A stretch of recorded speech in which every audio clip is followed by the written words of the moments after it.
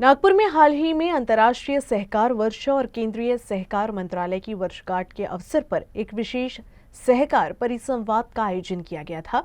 ये कार्यक्रम रविवार को दोपहर 4 बजे नियोजन भवन माउंट रोड सदर स्थित सभागार में संपन्न हुआ। कार्यक्रम का आयोजन एक भव्य और अनुशासित वातावरण में हुआ, जिसमें सहकारी क्षेत्र से जुड़े अनेक पदाधिकारी, प्रतिनिधि, कार्यकर्ता और हितधारक बड़ी संख्या में उपस्थित रहे।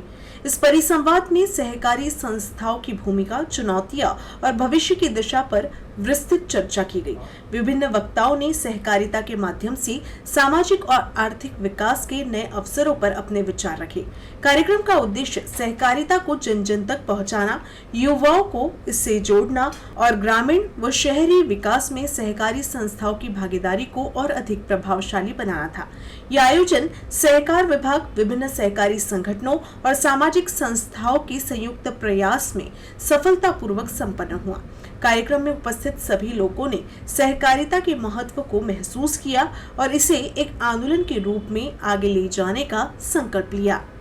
सहकार मंत्रालय हा कृषी मंत्रालयाचा एक भाग होता, एक विभाग होता, परंतु माननीय गृहमंत्री अमित शहा यांच्या पुढाकारातून व आदरणीय नरेंद्र मोदीजी आपल्या देशाचे पंतप्रधान यांच्या प्रेरणेतून 6 जुलै 2021 रोजी आपल्या देशामध्ये सहकार खात्याची निर्मिती करण्यात आली। एक स्वतंत्र मंत्रालय स्थापन करण्यात आलं आणि 6 जुलै 2021 नंतर आपल्या देशातल्या शेतकऱ्यांच्या विकासासाठी, समृद्धीसाठी सहकार केंद्रस्थानी ठेवून सहकाराच्या माध्यमातून समृद्ध भारत घडवण्यासाठी अनेक योजना आपण सुरू केलेल्या आहेत। सहकारातून समृद्धी हा नारा जरी आपण आज दिला असेल तरी साधारणतः मला असं वाटतं की अनेक वर्षांपासून सहकाराच्या माध्यमातून या देशाची अर्थव्यवस्था सुदृढ करण्याचं मोलाचं कार्य हे सहकार क्षेत्र करत आहे आणि त्या अनुषंगाने सहकाराचं सक्षमीकरण, सबलीकरण हे करण्याकरता अशा मोठमोठ्या कार्यक्रमांचं संपूर्ण देशभरामध्ये आयोजन होत आहे।